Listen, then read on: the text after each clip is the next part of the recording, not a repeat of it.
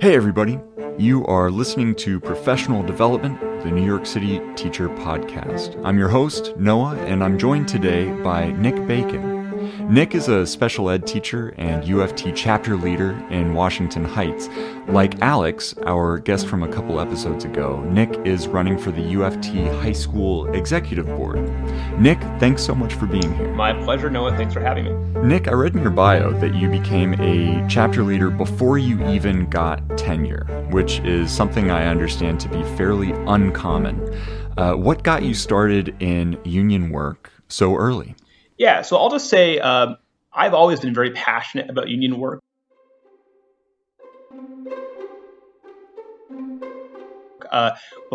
Even back in high school, I worked a couple, tough, like minimum wage, big box jobs where there weren't unions. And when you work in jobs like that, you feel the need for a union physically, even. I mean, and so later on after college, I also worked several jobs where it wasn't so much that the jobs were abusive, but they were underpaid because we didn't have collective bargaining. So I worked for a lot of nonprofits, and it was great, but it wasn't enough to live on. When I became a chapter leader in, it must have been my third year of teaching, which was, I wasn't just a chapter leader before I had tenure. I was a chapter leader for 2 years before I had tenure.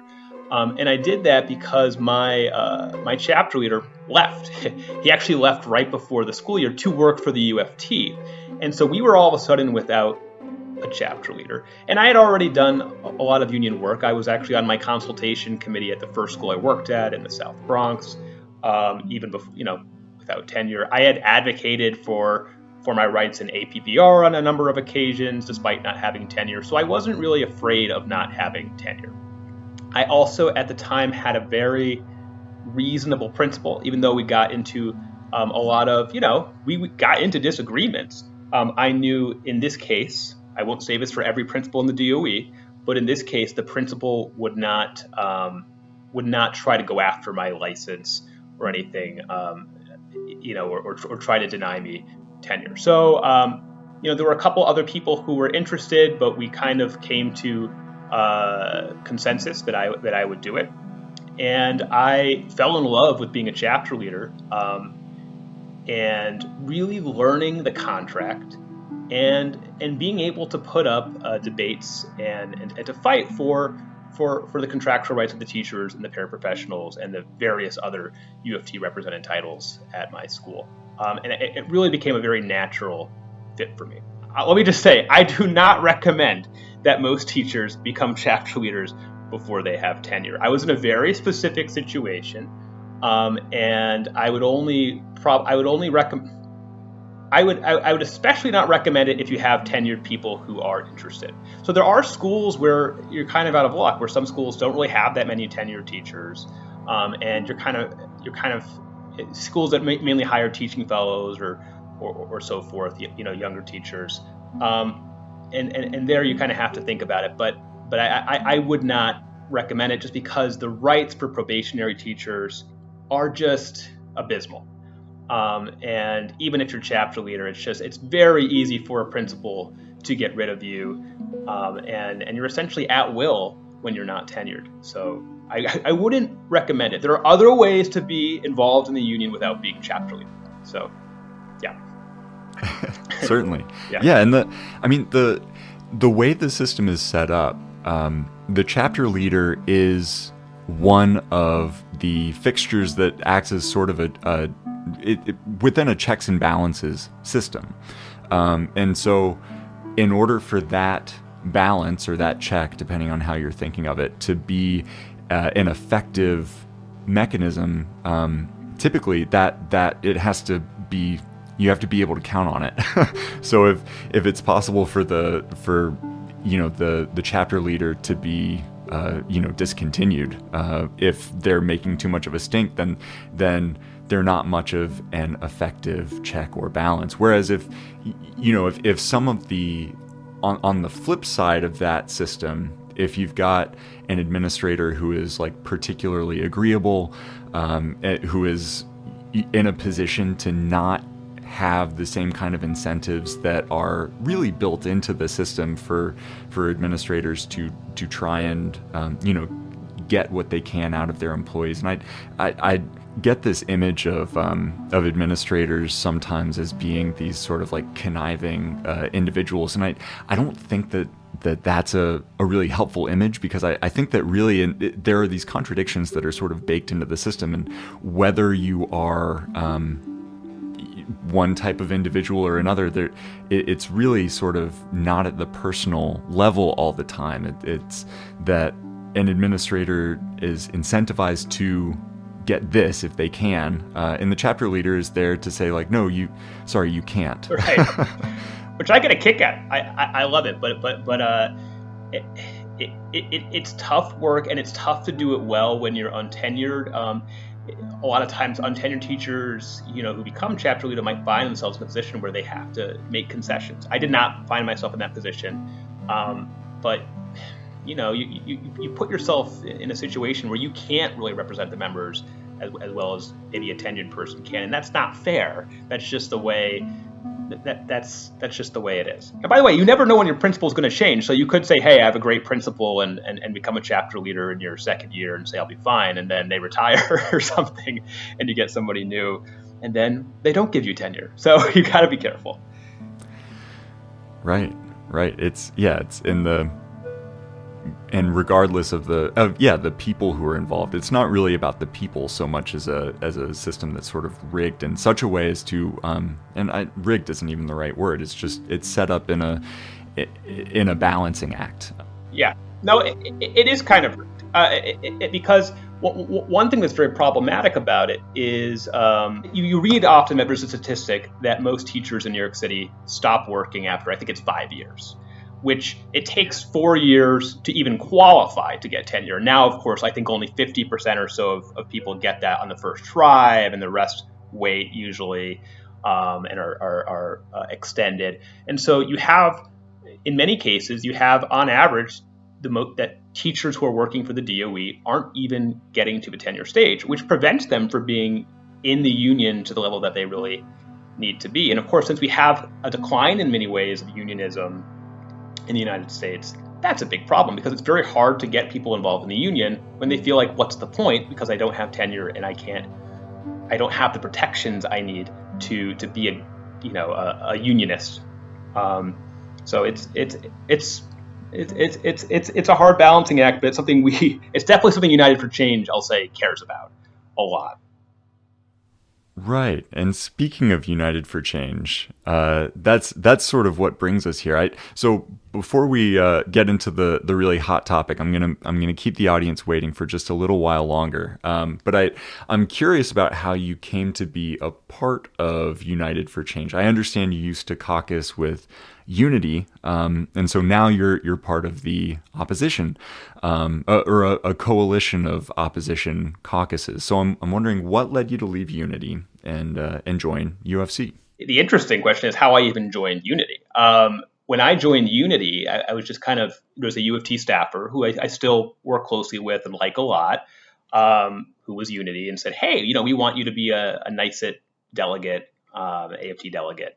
And I was like, okay. I didn't even know the implications. I didn't know what caucuses necessarily were. That wasn't what my unionism was at the time. I was very, very involved at the chapter level, but I had no idea what these caucuses were. So she gives me this paperwork to sign, and I do it. They asked me. It turns out I owe $25 or something as dues.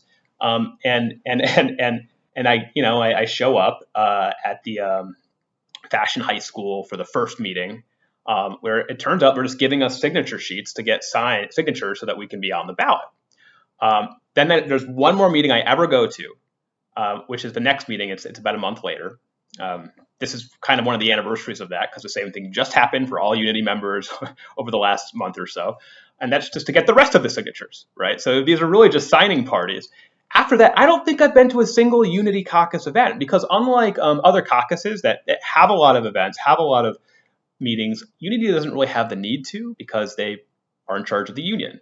One of the big appeals of Unity is that you get to spend time with people who, have the union positions. A lot of people are attracted to it because they think they can get a union position, and a lot of them do. There's hundreds of U of T jobs you can get, and unfortunately, it turns out that being a Unity member is a precondition, at least de facto, for getting those jobs. So, again, for a long time, I'm not all that political about this. My chapter stuff is really where I get the most passion out of my work, really working with members, protecting their rights. That was always more my thing. I start to get involved with the opposition really over the last year or so. And there are several reasons for that. One is I start to see, I'll just say, as generically as I can, I see a lot of members who need the union's help, who do everything they can on their own to make sure that they can protect their own rights, who do whatever they can at the chapter level, at the individual level, but finally they run out of options, and it turns out the U of T stops short. And this is something, if you haven't seen it or been through it yourself, it's hard to relate to, but it happens. Unfortunately, our U of T has kind of dropped the ball on things like abusive administrations, and what to do about people who are being, or even chapters who are really being abused in their working situations. I don't 100% know why that is, but we used to have much more robust programs. And if you look at the history, you'll see that Unity kind of let those programs die. The other thing that happens is the pandemic. And we find out that Unity has done a not so great job of dealing with the pandemic. At first, it seems like they're going to be pretty good about it. We have that talk of a safety strike that doesn't pan out. And I actually kind of theorized that it was kind of a move to tell the union, hey, we're going to do a strike. This is how good our deal is. We would actually strike for it. It's so good. The strike, I don't think was ever going to actually happen. But we get the sense that we're getting all these great rights and things are going to be safe. But when we're actually in the schools, you find out there's very little enforcement of this stuff. And I've worked with some great U of T staffers who, they're Unity, and they did a really good job of doing what they could to help within the framework. But, you would still go into schools and, you can't even wash your hands for more than 3 seconds at a time because they never actually fix the, little things like that. Like the sinks aren't even fixed, or the ventilation just, they keep saying, hey, the ventilation, we're going to work on it. But the ventilation isn't working all that well, and you're still stuck in the building, with COVID going around. And so you kind of started to see there was all this talk about how great things were, but on the ground, things were not looking good. And so seeing the failures that we had of making sure we were safe during the pandemic really, really affected me. And then I started to understand that there was a huge democracy problem. I sensed a little bit early on as a chapter leader going to the DAs, but it was something that became much more evident in the last couple of years. So I joined United for Change actually as an independent. I still get mail from Unity Caucus, actually. I guess they don't realize I've left. I'm actually now the co-chair of New Action. If you ever read the New Action blog, I write the majority of those articles also, including the one about the DA recently. But I joined as an independent. We start writing some resolutions together, resolutions that really matter for teachers and U of T members in general. And then, I finally land on my caucus, New Action. New Action being an interesting caucus because it was, I think, definitely the only one of the caucuses to ever actually work and campaign with Unity. I think for over a decade, we actually ran joint slates together. We worked with Unity, and we stopped in 2015 or 2016 because we realized they just weren't playing ball anymore. They were going too far to the right on so many issues, not really collaborating with us the way we had intended to collaborate. And so now New Action, which was always an opposition caucus, but was okay with working with Unity when we thought it would be better for the union, decided now we're going to start campaigning with other caucuses now and make sure that, because it's just not possible anymore, that Unity's just not listening to opposition voices. Right. And so you've alluded to this, so we might as well get right into it. But what brings us together right this very minute, the Delegate Assembly, particularly the one from the other night. Now, this monthly meeting has been a source of gossip for a while now, and I suspect a lot of listeners might be new to the experience of following the DAs. I'm a nerd, so I've been reading everybody's minutes, including yours, for a while now, and sort of trying to decipher what goes on. But even I'm totally confused some of the time, and a little confused all the time while reading these reports. So for the benefit of the listener, and honestly probably me too, could you start us at square one in a little introduction to the Delegate Assembly? Yeah, I mean, think of the Delegate Assembly like, Congress. The point of the Delegate Assembly is you have representatives from every single chapter. And the people who are allowed to go, you've got AdCom there, which is like the officers, like Michael Mulgrew and Ray Barr and Michael Sill, and you also have the executive board, which is what I'm running for. But mostly you have every single chapter leader in the city is eligible to go. And many schools also get a delegate, or actually sometimes several delegates if it's a larger school, who are elected by their members to represent them and to discuss, to either introduce resolutions, which, as you'll find out later in this discussion, is very difficult, or at least to vote on resolutions, right? And so the tricky part of the Delegate Assembly is that there's very little time to do these debates, and that's part of, we'll get to that later, but that's part of the problem. Is so the only people who can introduce, so the executive board gets to kind of convene before the delegate assemblies, and they kind of vote on what resolutions are going to be discussed, like no matter what. But if you're not on the executive board, which means if you're anybody who's not in Unity, and there's two independents, I think, as well on the executive board, but they ran with the support of Unity, right? So there is no opposition on the executive board, even though the opposition actually makes up a pretty good subsegment of the UFT population, at least of the UFT population who actually cares about caucuses, which again, not that many people even know what they are, but those of us who are really involved in the union, there's a pretty big UFC contingent now, right? So because we have this winner-take-all structure, which, by the way, even that, it didn't used to be as winner-take-all, but over time, Unity has made it more and more winner-take-all. Like, as an aside, Michael Schulman, who's co-chair with me of the New Action Caucus, he won the VP of high schools position in the 80s, but after he won that, they changed the Constitution so that was an at-large position.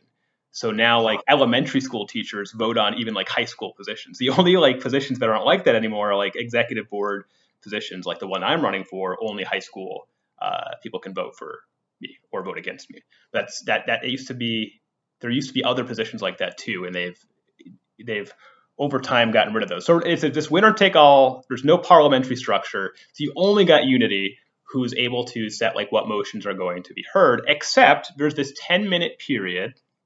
Why it's 10 minutes, I don't know, but there's this 10-minute period during each delegate assembly where anybody, any of the thousands of people who go to these delegate assemblies can raise a motion to be heard and ask that it be put on the agenda. I'll let you in on a secret, though. Michael Mulgrew has to call on you for you to be able to raise those. And we've found over the last several months that he tends to pick people who already are Unity and have access to the executive board, so who don't even have a need for this period in the first place. So there's this sort of democratic procedure that's built into, or at least ostensibly democratic procedure that's built into what would otherwise be a sort of single party decision-making process. But in actual fact, it ends up being sort of crowded out. Yes, and it's crowded out in a couple different ways. And this will become important later when we talk about what happened in the last DA, in the February DA. But the other part of this is, so the reason there's so little time to debate this stuff is because Michael Mulgrew gives this lengthy presidential report. So you have to understand that the DA starts at, I think, 6:15 and 4:15 and ends at 6. So it's less than 2 hours long.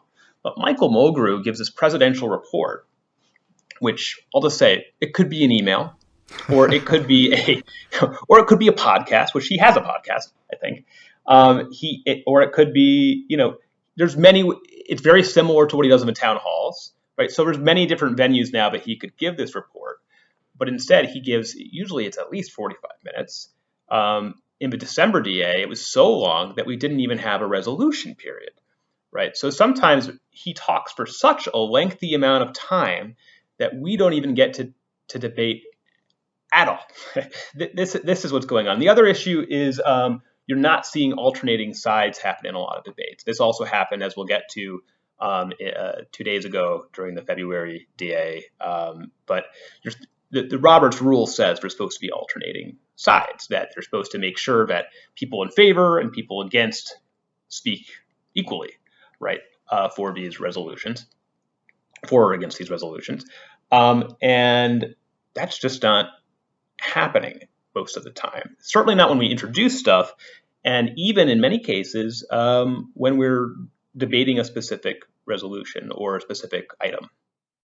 Okay, so it sounds like what the DA is supposed to be and what it actually is, there's a sort of contradiction happening there. Speaking of the February DA, the one from a couple nights ago, I have read a few contradictory reports about what happened. And, some people are writing about how disruptive Camille Letourneau and UFC were, while others are writing about how embarrassingly Michael Mulgrew acted in response to this, scare quotes, disruption.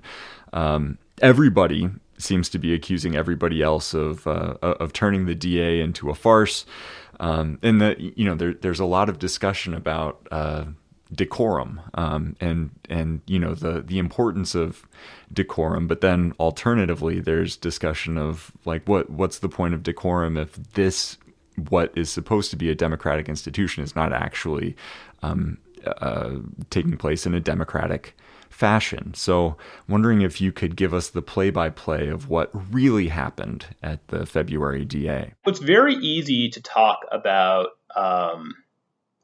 decorum when you're in power, which is what Unity does. They talk about, well, why not just let the DA go as planned and make sure everybody follows the rules and only talk if Michael Mulgrew specifically calls on you. To talk about what happened at the February DA, I actually have to briefly talk about what happened in November. So at the November DA, the so-called opposition, United for Change, I don't think we just literally live to oppose. So I don't like the name opposition, actually. We're just united for change. We do want change. But we had a number of big wins and near wins. So backtracking a little bit, one thing I'm not sure I mentioned is one big issue we have with the DAs is even when we do get to the resolutions period, almost everything is symbolic. It sounds great and everything. Like it gets like 95% approval every resolution, but they have almost no actual impact on teachers, on U of T members. And it's kind of like, why aren't we making any resolutions that actually affect us? If this is our democratic body and we're taking time out of our day to come here and represent our members, why are we talking about, whether apple pie is the best pie, right? We should be talking about like things that actually affect teachers and affect U of T policy. So we don't just have backroom deal after backroom deal after backroom deal. So sorry for that preface, but November DA, I actually did one of the resolutions. It was a shared, we had all written it together. It was one of the resolutions I wrote actually before I joined New Action when I was just an independent. But we wrote this together. Many different caucuses came together to write this healthcare resolution. And that resolution had had language like that we would actually vote on healthcare changes, instead of having them be backroom deals. And this resolution almost passes. It gets 49% of the vote on the phone, which is most of the vote because most people are participating by phone. But it was talked down.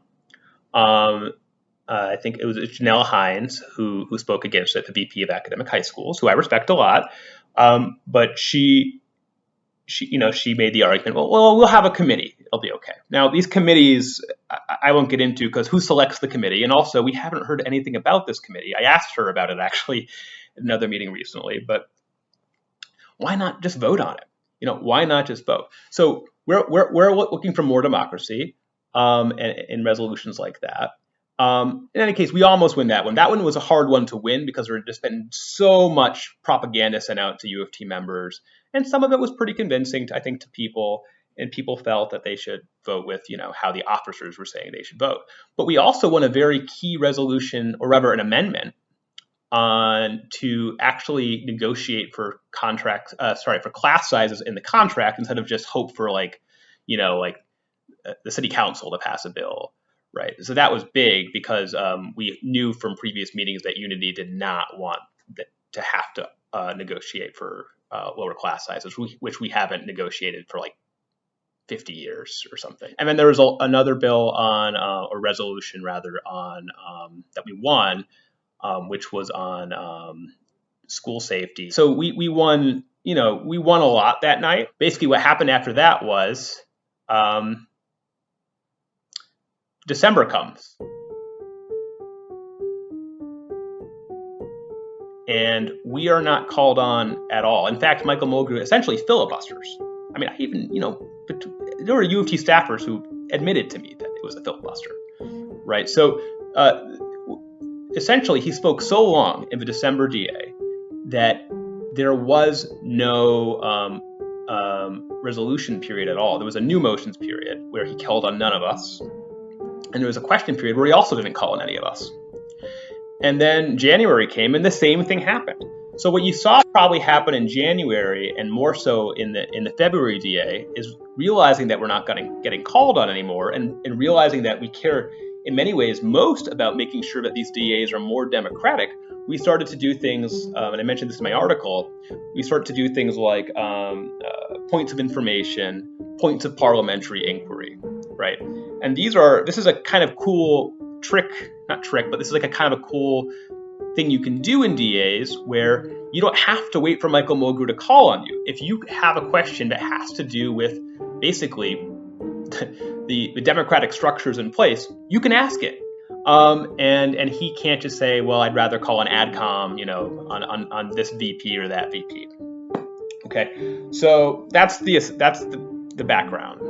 So the February DA, we're all what we've been waiting for. So the February DA, it's funny, Michael Mulgrew starts it by, he's giving his same old long presidential report, and he keeps making comments like, oh, in February, none of you guys have no energy. February is always the month where, we don't get any response from the audience.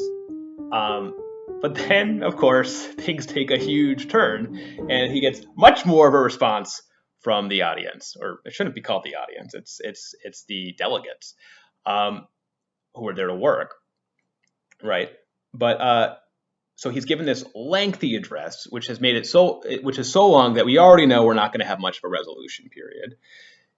And Camille Letourneau, the presidential candidate from UFC, calls her own version of this point of information or parliamentary inquiry, and basically tries but isn't allowed, to make the point that she intends to make. James Letourneau, her husband, who has long been running the ICE blog, the ICE UFT blog, published. I'm sure you've seen it, but what she had intended to say if she had been allowed to speak. But what she was essentially going to do was call into question the report. I mean, why is the report so long? If there is going to be a report, why isn't there also a so-called minority report, right? Because this is essentially a majority report. But really, she was talking about just lessening the report, so there's more time for us to deliberate. Now, this gets instead of allowing her to speak, what ensued, let's be clear, Camille Letourneau maybe spoke for 1 minute, and she didn't get to say anything of that much substance because she was cut off. So she has the mic in her hand, and people are freaking out because, like, why does this person have the mic? And a debate period ensues, so-called, as to whether she should be able to hold the mic and give the speech she wants to give. The problem with this debate period is that Michael Mulgrew only calls on other Unity members, and not just Unity members. I'm talking about people on AdCom. So you hear Leroy Barr give a speech, which is much longer than what Camille said.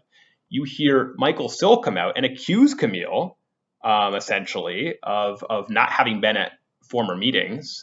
His exact words, I forget. I think they're in the minutes that Arthur Goldstein posts. Michael Mulgrew also, there's a lot of campaigning in this moment. Like he keeps using the Unity slogan. You're keeping us from doing the work. Literally Unity slogan. He says this over and over and over again. Now, the point of alternating sides is, especially during a debate period, which is what this is supposed to be, you are supposed to call on alternating sides. He knows who the opposition is. He definitely knows he's calling on Unity people, because he's not just calling on Unity people. He's calling on the officers, right? Who are elected under the Unity caucus slate, right? So he's calling people he knows very well. So we have tons of delegates there from Moore, from New Action, Independents, right? UFC. And we are all raising our hands, really just waving, like, please call on us, please call. He doesn't call on us at all. So then, this goes on for a really long time. I think even some of the UFC people at this point are like, well, they're not going to let her speak. So they finally hold the vote after the so-called debate as to, whether she should speak. And, it gets voted down. To be honest, at this point, I think people are more just sick of the situation, which just did not, I don't think it was good for either side. Camille didn't get to say anything of substance. And, Unity was basically name calling and clearly campaigning. And, I don't think either looked good, but Unity got to speak a lot more, right? So really, Unity keeps saying, oh, Camille did this, Camille did that, but Unity campaigned a lot in that 10 minutes. So then Michael Mulgrew says, well, that's the question period. So now no one gets to ask questions. And the implication is this is because of Camille Letourneau, not us. Look at the minutes. They spoke during that 10 minutes. They were the ones talking. And Camille was really making a really important point, which is in future DAs, please talk less time so that we can actually talk. So her point was not to disrupt the DA and keep us from, quote, doing the work. It was to make the point that Michael Mulgrew's presidential address is so long every single month that it keeps us from doing any work, right? So that happens, and then the new motion period comes, and a couple of us do some more points of information or parliamentary inquiry. Ilona Nene of Moore, who's also running for a high school executive board, asks one, which is basically like, who sets the agenda, right? Because you hear the Unity people like Leroy Barr talking about tradition, right? This is tradition. We can't alter tradition. But, why is this the agenda, right? Why is this the agenda? Why does the agenda have, why is 80% of it Michael Mulgrew talking, right? Is basically the implication, because we certainly have no power to set the agenda that we know of. And he doesn't really answer that question to our account. I then ask a point of parliamentary inquiry after that. And I ask, can you give us information on the rule of alternating sides, which is the rule I mentioned earlier, where there's supposed to be equal time for both sides in debate.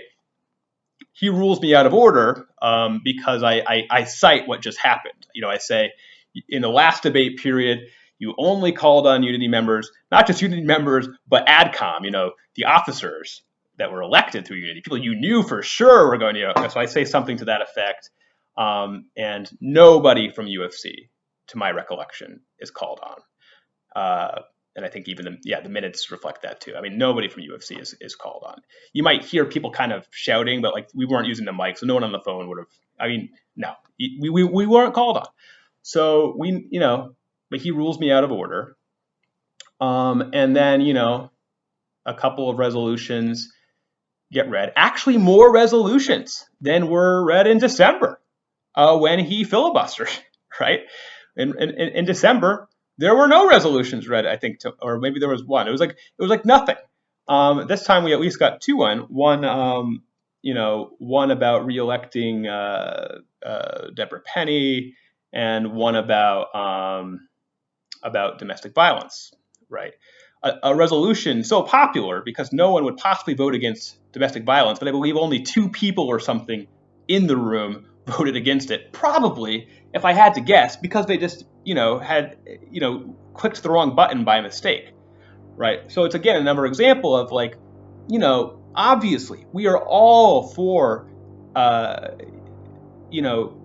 ending domestic violence, doing whatever we can as teachers, as pedagogues, as UFT members to do away with domestic violence. But it's such a popular resolution. It's just kind of an example. The opposition has put forward resolutions that actually do require a lot of debate. And these are the types of resolutions we think should be being read. Resolutions that directly affect the UFT, and resolutions that can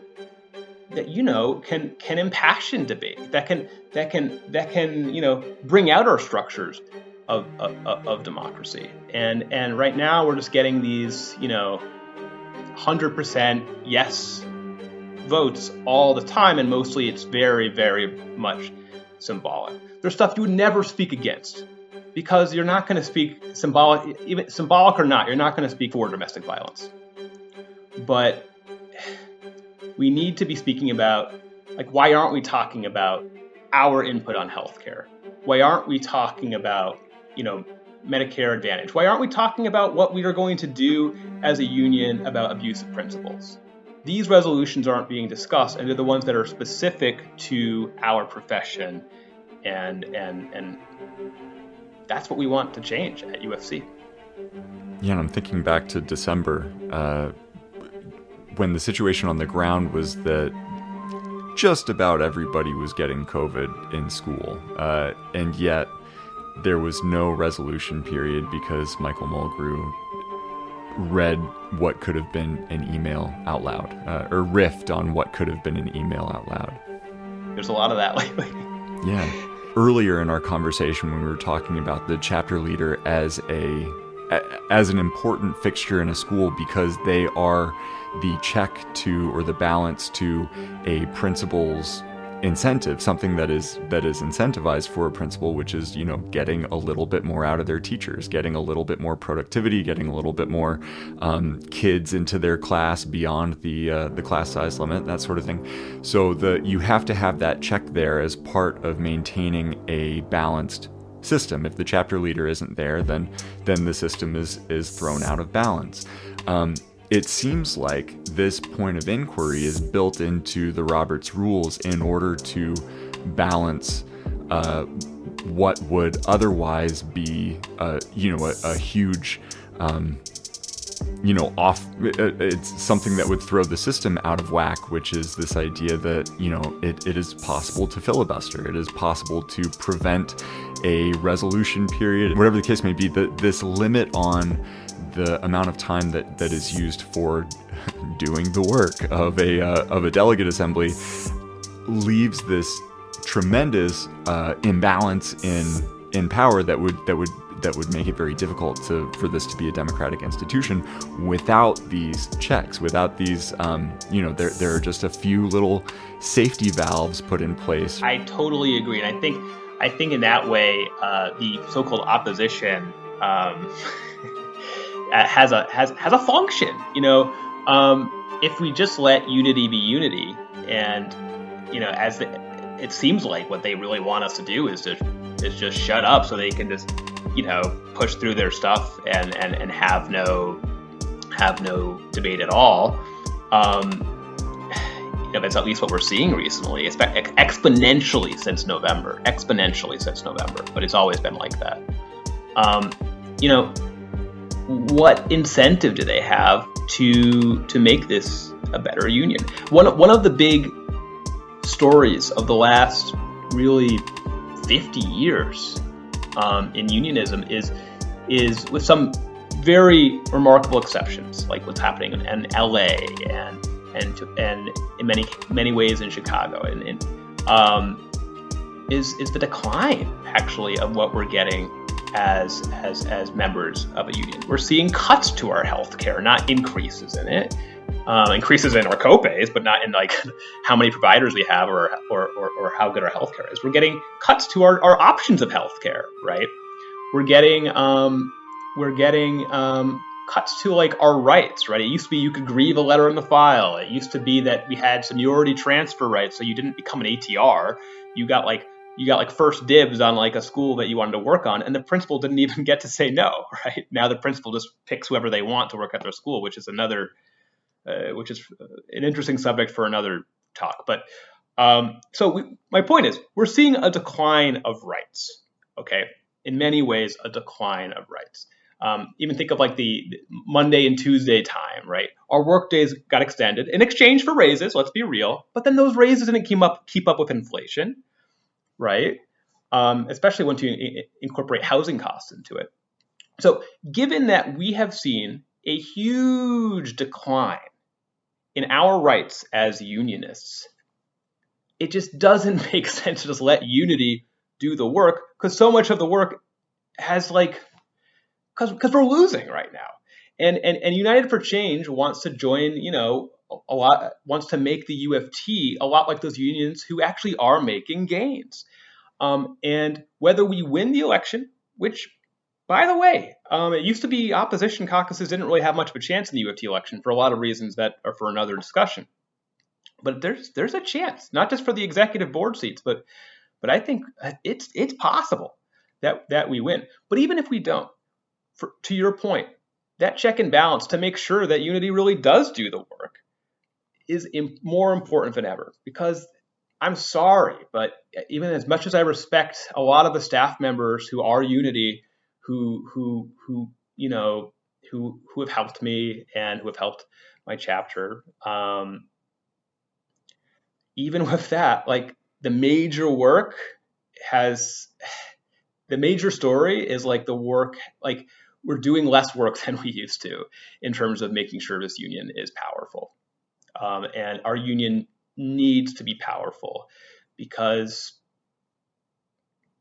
otherwise, what happens to us, especially in the age of Janus, right? Right. In the age of Janus, in the age of increasing privatization of public education, of, money talking in the question about charter schools and raising the charter cap. That's going to be part of the conversation moving forward, that it's just too clear the way that money is changing hands in government and, around government. Yeah, absolutely. Thanks so much, Nick, for spending some time with us, and especially, for filling us in on the real story, what really happened at the February Delegate Assembly. If the audience feels moved to get involved with the UFC or read this blog that you mentioned, where can they find you and the other members of your slate? Yeah, so unitedforchange.vote, and there's a contact button there if anybody wants to get more involved. But you can also just go there to get links to all our social media, our websites, all that stuff, read more about our platform. For the New Action website, that's newaction.org. And I run a blog there that's right on the homepage. And my contact information, if anybody wants to reach out to me, is also up there. So feel free to reach out if you are interested in New Action. All right. Thanks so much, Nick, and have a great break. You too, Noah.